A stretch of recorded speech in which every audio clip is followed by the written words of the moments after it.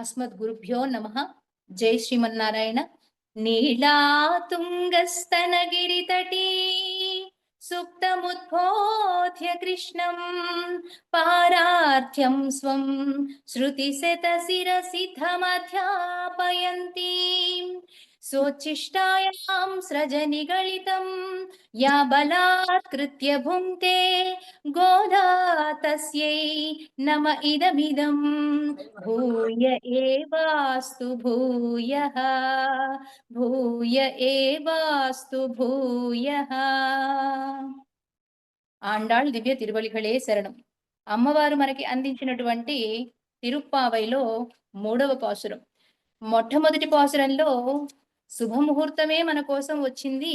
ఆ శుభముహూర్తంలో అది కూడా ఎలాంటి శుభముహూర్తంట, చంద్రుడు నిండు కళలతో ఉన్నటువంటి శుభముహూర్తం, మార్గశీర్ష మాసం. ఆ మార్గశీర్ష మాసంలో సాత్విక ప్రవృత్తి మనలో మేల్కొంటుందిట. అసలు సాధారణంగానే ప్రతిరోజు కూడా తెల్లవారుజామునే మనలో సాత్విక ప్రవృత్తి ఉంటుంది. ఆ సాత్విక ప్రవృత్తి అనేది భగవంతుని యొక్క కళ్యాణ గుణములు తెలుసుకోవడానికి ఆస్కారం ఉంటుంది. భగవద్ అనుభవాన్ని రుచి చూడటానికి మనలో ఆ ప్రవృత్తి సహకరిస్తుంది. కాబట్టి అందున మాసాలలోకెల్లా ఉత్తమమైనటువంటి మాసంలో ఈ వ్రతాన్ని కనుక ఆచరిస్తే స్వామి యొక్క కైంకర్యం చేసుకునేటటువంటి పర అని అన్నది చూసారా? ఆ పర అనేటటువంటి వైభవాన్ని మనకి అందుకోవడానికి ఆస్కారం ఉంటుంది. అది ఎవరు ఇచ్చేది అంటే నారాయణుడే నమక్కే అని చెప్పింది కదా. నారాయణనే నమక్కే పరై తరువాన్ అని ఆయనే మనకి పరమ పురుషార్థాన్ని ఇచ్చేది. ఆ పరమ పురుషార్థం ఏమిటి అంటే స్వామి యొక్క కైంకర్యం చేసుకోవడం. ఆ కైంకర్యం ఏమిటో 2వ పాసురంలో ఎలా చేసుకోవాలో చెప్పింది. వయ్యత్తు వాళ్వీర్గాళ్ళంటూ. మరి ఈ వ్రతాన్ని చెయ్యాలి అనంటే అర్హత, యోగ్యత ఎవరికి ఉందంటే భూమి మీద ఎవరైతే ఉజ్జీవింపదలుచుకున్నారో, అంటే మేము ఉద్ధరింపబడాలి అనుకుంటున్నాం, భగవంతుని యొక్క విశిష్ట లక్షణాలను తెలుసుకోవాలి అనుకుంటున్నాం, ఆ కళ్యాణ గుణములని ఆచరించాలి అనుకుంటున్నాం అని ఎవరికైతే కోరిక ఉంటుందో ఆ కోరిక ఉన్నవారే రండి అని పోదువీర్ పోదుమినో అన్నది కదా ఆండాళ్ తల్లి మొట్టమొదటి పాసురంలో. నీరాడ పోదువీర్ పోదుమినో, నీరాడటానికి రండి, స్నానం చేయడానికి రండి. ఎక్కడ స్నానంటది? ఆంతరంగిక స్నానం. అది కూడా భగవంతుని యొక్క కళ్యాణ గుణములు అనేటటువంటి స్నానం. ఆ స్నానం చెయ్యాలి అనేటటువంటి కోరిక ఉన్నవాళ్ళు రండి అని ఆహ్వానించి 2వ పాసురంలో మనకి ఆ పాలకడలిలో శేషతల్పం పైన పార్కడళ్ళుల్ పై ఎత్తు ఇంద్ర పరమన్ అడిపాడి అని చెప్పింది కదా. పార్కడలులు అంటే పాల సముద్రంలో యోగ నిద్రలో ఉండేటటువంటి ఆ స్వామి యొక్క పాదాన్ని సేవించి అడిపాడి అని చెప్పింది కదా. ఆ పాదాన్ని సేవించి మేము నేతిని పాలని తాగకుండా నువ్వు వచ్చి మాకు అలంకరించేదాకా మేము కళ్ళకి కాటుక పెట్టుకోము, పురులలో సుగంధభరితమైనటువంటి పుష్పాలని అలంకరించుకోము అని మై ఎట్టిళిదోం మలరిట్టునా ముడియోం అని చెప్పి ఇంకా మేము చేసేటటువంటి దాన ధర్మాది కార్యక్రమాలు చేస్తాము అని చెప్తోంది. ఈ రోజు పాసురంలో ఆ దాన ధర్మాది కార్యక్రమాలు కూడా భగవంతునికి అర్పించేటటువంటి విధానం కూడా ఈనాటి పాసురంలో మనకి తెలియజేస్తోంది ఆండాళ్ తల్లి. ఇదంతా ఎందుకు? ఉయ్యుమారెండి ఉగందు అని చెప్పింది కదా. మేమందరం కూడా ఆనందిస్తాము, అమితమైనటువంటి ఆనందంతో ఉండడానికి ఈ లోకమంతా కూడా సర్వే జనాః సుఖినో భవంతు అన్నట్లు ఉండడం కోసము మేము ఈ వ్రతాన్ని ఆచరిస్తాము అని చెప్పింది 2వ పాసురంలో. మరి 3వ పాసురంలో అమ్మ మనకి ఆ శుభ ఫలితాలు ఎట్లా ఉంటాయో చవి చూపించేటటువంటి ప్రయత్నం చేస్తోంది. అమలఘళంద உத்தமன் பேர்பாடி நாங்கள் நம் பாவைக்கு சாத்தி நீராடினாள் தீங்கின்றி நாடெல்லாம் திங்கள் மும்மாறி பெய்து ஓங்கு பரும் ஜென்னெலோடு கயலுகளா பூங்குவளை போதில் பொறிவண்டு கண்படுப்பா தேங்காதே புக்கிருந்து சீர்த்தமுலை பற்றி வாங்க குடம் நிறைக்கும் வள்ளல் பெரும் பசுக்கள் நீங்காத செல்வம் நிறைந்தே லோரிம்பாவாய். ఆండాళ్ దివ్య తిరువళికళే శరణం. మనకి ఇది మంగళాశాసన పాసురం అంటారు. అంటే ఎవరైనా పెద్దవాళ్ళు మనని ఆశీర్వదించడం కోసమని వస్తారు కదండి పండితులు ఇంటికొచ్చినప్పుడు అర్చక స్వాముల ద్వారా గాని, పండితుల ద్వారా గాని మనం ఈ పాసురాన్ని చెప్పించుకుంటే మనకి శుభం కలుగుతుంది అని మన పెద్దవాళ్ళు చదువుతూ ఉంటారు ఈ పాసురాన్ని. ఏమిటట ఈ పాసురం యొక్క విశేషము? మన ఆండాళ్ తల్లి ఈ పాసురాలన్నీ కూడా ఒక్కొక్కటి ఒక్కొక్క మంత్రం అండి. మనకి లక్ష్మీ కటాక్షం కలగాలంటే 8వ పాసురము, అట్లాగే సిరి సంపదలు కలగాలంటే 3వ పాసురము, ఇట్లా పాసురాలన్నీ కూడా ఒక్కొక్కటి ఒక్కొక్క మంత్రం. రాజానుగ్రహం కావాలి అంటే 22వ పాసురం. ఇట్లా ఒక్కొక్క పాసురం కూడా ఒక్కొక్క మంత్రం. అట్లాంటి మంత్రాన్ని మనకి ఉపదేశం చేసింది ఆండాళ్ తల్లి ఆచార్య స్థానంలో ఉండి. ఓంగి ఉలఘళంద ఉత్తమన్ పేర్పాడి. ఓంగి ఉలఘళంద. ఓంగి అంటే ఆనాడు బాగా పెరిగి ఒక్కసారే లోకాలని కొలిసినటువంటి అవతారం ఉందే స్వరూపం మనం స్క్రీన్ మీద చూస్తున్నాం ఇప్పుడు. ఏ మూర్తి ఏ అవతారం అది? వామనావతారం. వామనావతారంలో స్వామి ఏం చేశాడు? చిన్న వటువుగా వచ్చాడు. వచ్చి ఒక్కసారే అంత ఎత్తుకి ఎదిగి ముల్లోకాలని కొలిచాడు. అట్లాంటి వామనమూర్తిని స్మరిస్తోంది మన ఆండాళ్ తల్లి. పొద్దున్నే లేచి లేవగానే ఆ వామనమూర్తి స్వరూపాన్ని ఒక్కసారి మనం నమస్కరించుకుంటే శ్రీకృష్ణదేవరాయలంతటి వాడే ఆముక్తమాల్యదలో అన్నాడు. లేచి లేవగానే వామనమూర్తి స్వరూపాన్ని ఎవరైతే సేవించుకుంటారో వాళ్ళకి నిత్య అనుగ్రహం లభిస్తుంది భగవంతుడిది అని. ఆ స్వామిని ఆ వామనమూర్తి అవతారంలో సేవించుకోవాలట. అందుకనే మనకి 3వ పాసురంలో ఆండాళ్ తల్లి మొట్టమొదటిగా స్వామి యొక్క విభవావతారాల్లోని వామనమూర్తి స్వరూపాన్ని గురించి చెప్తోంది. ఆ స్వామి ఎట్లా అయితే ఒక్కసారి పెరిగి ఓంగి అంటే పెరిగి ఉలగు లోకాలని కూడా అళందు కొలిచినటువంటి ఓంగి ఉల హళందు ఉత్తమన్ పేర్పాడి. ఉత్తముడైనటువంటి స్వామిని పేర్పాడి నిన్నటి రోజున ఏమంది? పరమన్ అడిపాడి అంది. పరమ పురుషుడైనటువంటి వాడు, పురుషోత్తముడైనటువంటి వాడు. ఎవరండి పరమ పురుషుడు అంటే మనం ఇలాగా ఒక శరీరాన్ని తీసుకొని వచ్చినటువంటి మనల్ని బద్ధ జీవులు అంటారు. అలాగే ఏ శరీరము లేకుండా వాళ్ళకి జన్మే అవసరం లేకుండా ఉన్నటువంటి వాళ్ళని ముక్త జీవులు అంటారు. ఇలా బద్ధ జీవులకి ముక్త జీవుల కంటే పైన ఉన్నటువంటి వాడు పురుషోత్తముడు. ఆ పరమ పురుషోత్తమున నామాన్ని పాదాన్ని సేవించాలి అని 2వ పాసురంలో చెప్పి ఇక్కడ ఉత్తమన్ పేర్పాడి ఉత్తముడైనటువంటి స్వామి యొక్క నామాన్ని మనం పాడాలి అంటోంది. ఉత్తములంటే ఎవరండి? మళ్ళా 3 రకాలు ఉంటారు. ఉత్తములు అంటే తనకి ఏమైనా పర్వాలేదు కానీ ఎదుటి వాళ్ళు బాగుండాలి అని కోరుకునేటటువంటి వాళ్ళని ఉత్తములు అంటాం. ఇక మధ్యములు అంటే మనము బాగుండాలి, వాళ్ళు బాగుండాలి అని కోరుకునేటటువంటి వాళ్ళు మధ్యములు. ఇక అధములు అంటే మనం బాగుంటే చాలు ఎదుటివాడు ఏమైపోయినా పర్వాలేదు అనుకునేటటువంటి వాడు అధముడు. కానీ భగవంతుడు ఎట్లాంటి వాడుట? ఉత్తమన్ పేర్పాడి. ఉత్తముడైనటువంటి వాడు, పురుషోత్తముడైనటువంటి వాడు. ఆ పురుషోత్తముని మనం నామాన్ని సేవించడం వల్ల, పాడటం వల్ల, పేర్పాడి ఆయన నామామృతాన్ని సేవించడం వల్ల నాంగళ్ నంపావైకు. నాంగళ్ మేము చేసేటటువంటి ఈ వ్రత విధానానికి సంబంధించి ఉత్తమమైనటువంటి శుభ ఫలితాలు ఎట్లా ఉంటాయి అంటే చాతి నీరాడినాల్. వాళ్ళు అందులో చేసేటటువంటి ముఖ్య విశేషం ఏమిటి? చాతి నీరాడినాల్. అందరూ కూడి అందరూ కలిసి స్నాన వ్రతాన్ని ఆచరిస్తున్నారు కదండి. ఒక్కొక్కళ్ళు చేస్తే దానివల్ల ఫలితం ఉండదుట. ఎందుకు? ఒక్కొక్కరిగా అంటే వాళ్ళ మనసులో భావాలు అక్కడే ఉంటాయి. నలుగురితో సత్సాంగత్యం చేసినప్పుడు మాత్రమే వీళ్ళ యొక్క భావాలు వాళ్ళు పంచుకోవడం, వాళ్ళ యొక్క భావాలు వీళ్ళు పంచుకోవడం చేస్తూ ఉంటారు. దానివల్ల ఆ సత్సాంగత్యం అనేది ఇంకా వృద్ధి చెందుతుంది. అలా అందరూ కలిసి ఎప్పుడైతే స్నాన వ్రతాన్ని ఆచరిస్తున్నామో, ఈ మార్గళి వ్రతాన్ని ఆచరిస్తున్నామో అప్పుడు తీంగిండ్రి నాడెల్లాం, నాడు ఎల్లాం విశ్వమంతా కూడా తింగళ్ ముమ్మారు పెయ్దు.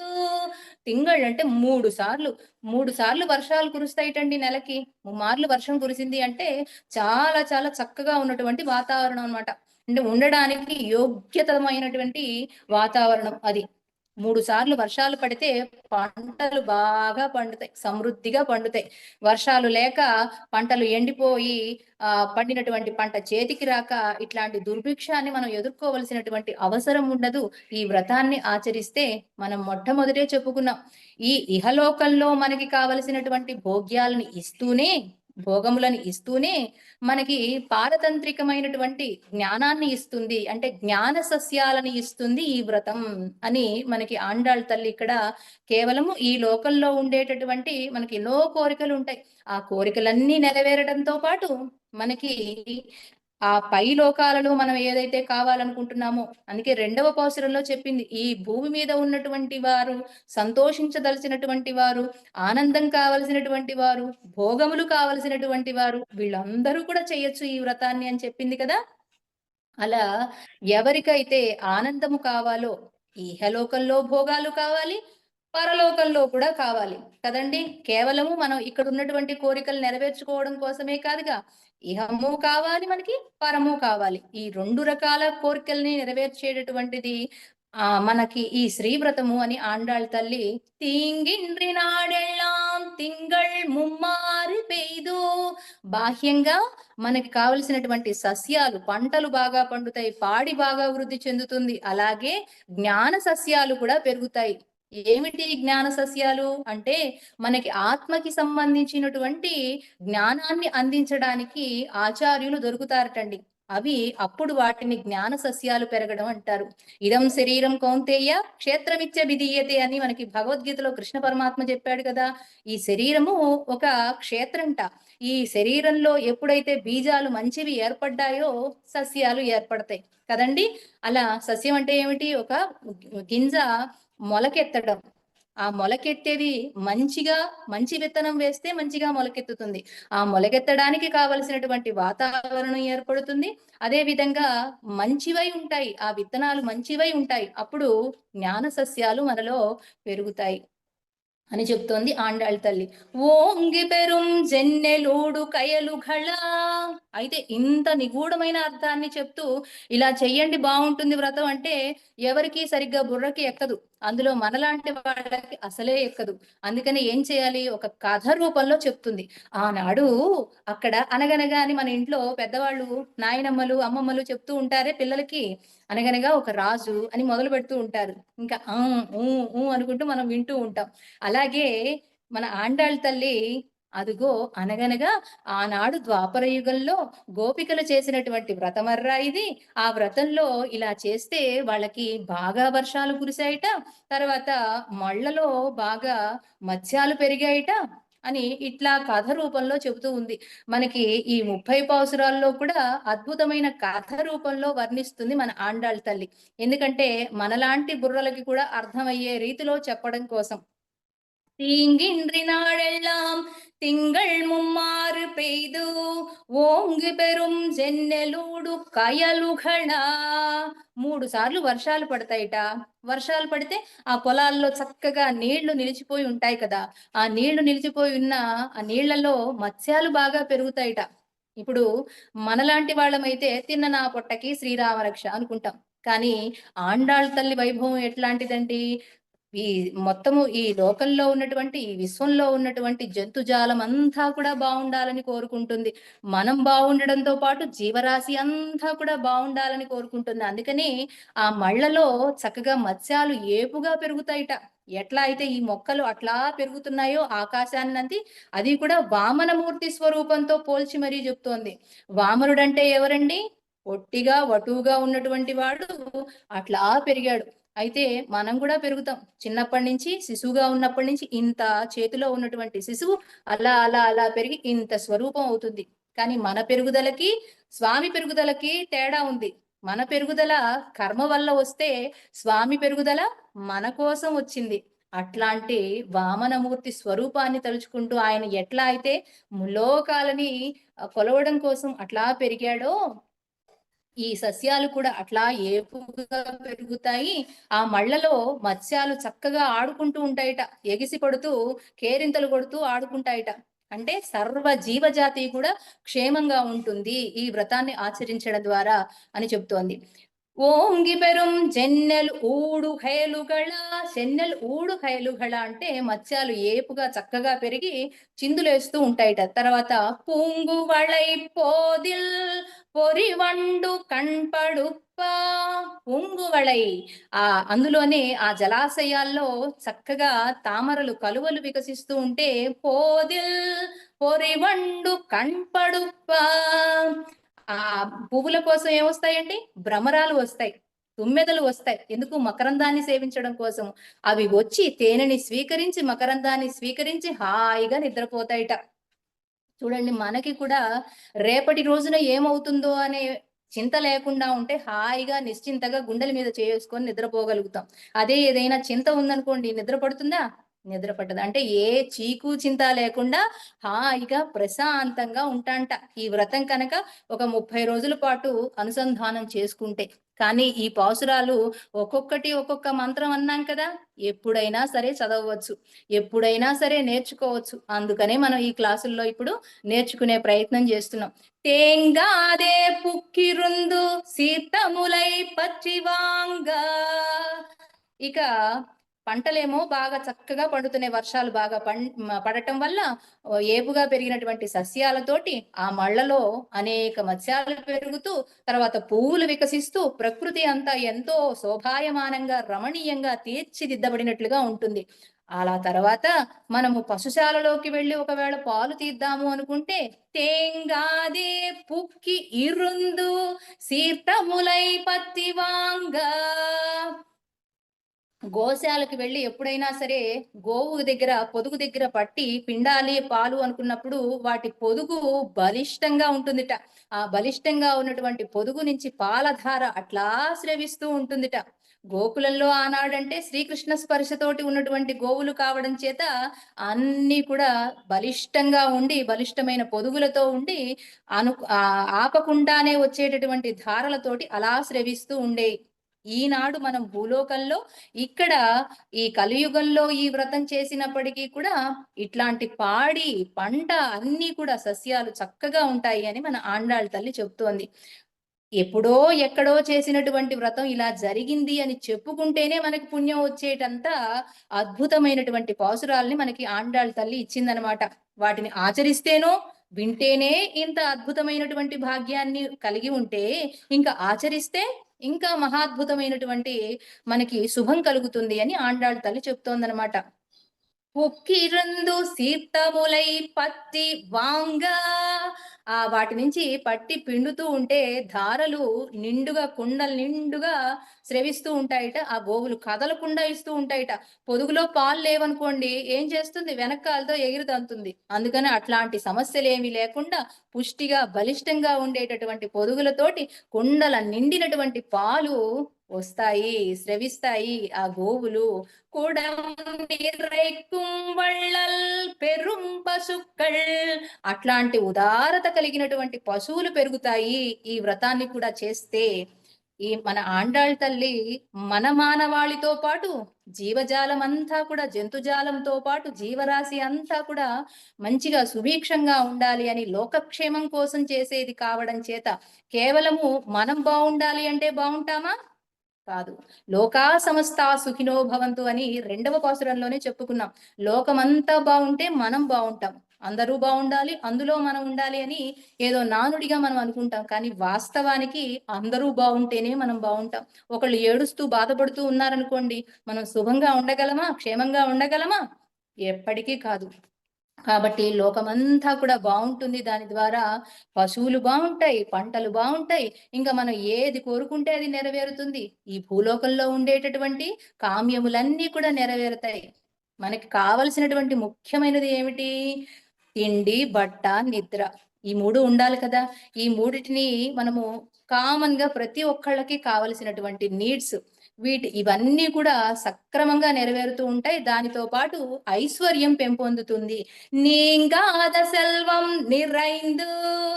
ఇలా చేయడం వల్ల మేము సుఖంగా ఉండటమే కాకుండా ఎవరైతే దీన్ని ఆచరిస్తారో వారందరికీ కూడా క్షేమము, శుభము కలుగుతుందని ఇట్లా మేము చేసేటటువంటి వ్రతాన్ని ఇదిగో మీకు అందిస్తున్నాము అని ఏలోరింబాబాయ్ అని మన ఆండాళ్ తల్లి ఈ వ్రత విధానాన్ని గురించి మనందరికీ కూడా తెలియజేస్తోంది. జై శ్రీమన్నారాయణ. ఆండాళ్ దివ్య తిరువళిகளே శరణం.